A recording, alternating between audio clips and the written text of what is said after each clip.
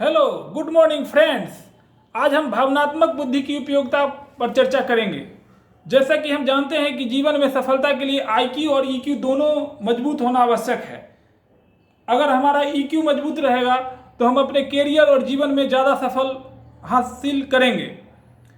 EQ term को Daniel Goleman ने काफ़ी उपयोगी बनाया है और इन्होंने इसे विश्व प्रसिद्ध कर दिया है। अब ईक्यू की चर्चा हर एक जगह हो रही है। ये ईक्यू क्या है? इमोशनल इंटेलिजेंस के मुख्यतः 4 पार्ट हैं, जिसमें पहला पार्ट सेल्फ अवेयरनेस है, जिसमें आपको अपने आप को जानना है, आपके अपने आप को स्ट्रेंथ को जानना है, वीकनेस को जानना है, आप कैसे इन्फ्लुएंस होते हैं, दूसरे कैसे आपको प्रभावित करता है। सेल्फ मैनेजमेंट, जिसमें कि आपको कॉन्फ्लिक्ट रिजोल्यूशन स्किल कैसे है, आप किसी झगड़े को, किसी फसाद को कैसे सुलझाते हैं, किसी भी विपरीत स्थिति में आप कैसे अपने आप को संभालते हैं, कैसे अपनी प्रतिक्रिया को आप रेगुलेट करते हैं, कंट्रोल करते हैं। इमोशनल इंटेलिजेंस का तीसरा भाग है सोशल अवेयरनेस।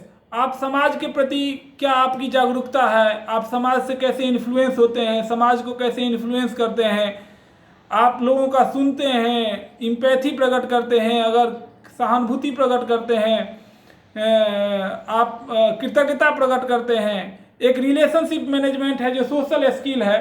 ये भी आपका मेल जोल की क्या प्रकृति है, आप लोगों से कैसे मिलते हैं, जुलते हैं, आपका सोसाइटी में क्या बिहेवियर है, आपके बिहेवियर से कैसे लोग प्रभावित होते हैं।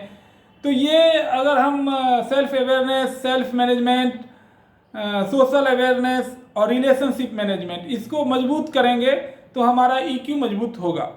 इमोशनल इंटेलिजेंस में क्या है कि आप अपनी भावना को रेगुलेट करते हैं, कंट्रोल करते हैं, क्योंकि आप एक सेल्फ रेगुलेटेड होते हैं, आप सेल्फ कंट्रोल करते हैं। जब आप बिहेवियर को रेगुलेट कीजिएगा, कंट्रोल कीजिएगा, तब आपकी प्रतिक्रिया देने की क्षमता अच्छी हो जाएगी और आप कभी भी जब क्रोध में होते हैं तब आप रिएक्ट नहीं करते हैं, आप थोड़ा समय लेते हैं रिएक्शन करने के लिए। जब आप ज़्यादा खुशी होते हैं तो कोई डिसीजन नहीं लेते हैं हड़बड़ी में, आप उसमें सोच समझ के डिसीजन लेते हैं। तो ये सब आपकी इमोशनल इंटेलिजेंस की मजबूती का प्रतीक है।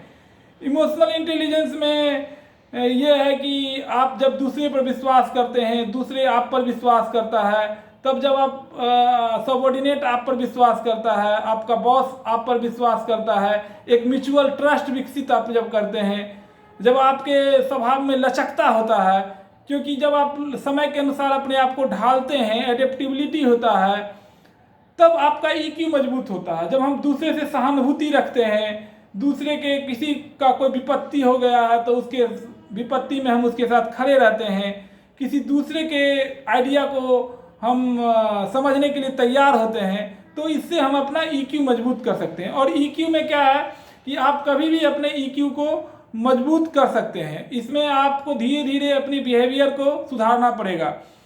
इसमें क्या है कि अब परफेक्शन की बात है, हम अब अगर किसी से परफेक्शन की उम्मीद करते हैं कि ये 100% परफेक्ट है, तो ऐसा 100% परफेक्ट होना संभव नहीं है। तो इसलिए ना हम किसी से परफेक्शन की चाह भी नहीं रखनी चाहिए। जब हम छोटा छोटा बात को एंजॉय करते हैं, एक सकारात्मक दृष्टिकोण रखते हैं, हम में बोल्डनेस होता है, हम में ट्रूथफुलनेस होता है, हम में विनम्रता होती है, ह्यूमिलिटी होती है, सहानुभूति होती है, एडेप्टिबिलिटी होती है, फ्लेक्सिबिलिटी होती है, तो हमारा इमोशनल इंटेलिजेंस मजबूत होता है।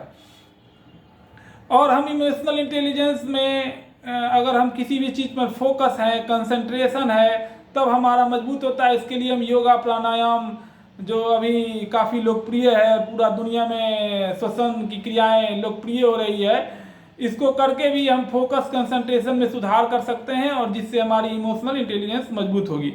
तो दोस्तों, अभी हमें आईक्यू के साथ ईक्यू को भी मजबूत करना है। और ईक्यू मजबूत करने के लिए ये नहीं है कि हमारा उम्र बीत गया तो हमारा ईक्यू मजबूत नहीं होगा। अगर हम अपने बिहेवियर को रेगुलेट करें, बिहेवियर को कंट्रोल करें, नया नया चीज़ सीखें, अगर हम अपने लिसनिंग स्किल को डेवलप करें, सिचुएशन को समझने की अपनी इच्छा शक्ति रखें, किसी भी सिचुएशन में रिएक्ट करने से पहले उसको समझें, किसी दूसरे की भी आइडिया को हम जगह दें, दूसरे के आइडिया को सुनने में क्या बुराई है। दूसरे के आइडिया को उसके हिसाब से भी सुनने की कोशिश करें। तो ये सब करके हम अपने इमोशनल इंटेलिजेंस को मजबूत कर सकते हैं। आपने मेरा ये लेक्चर सुना, इसके लिए बहुत बहुत धन्यवाद। बहुत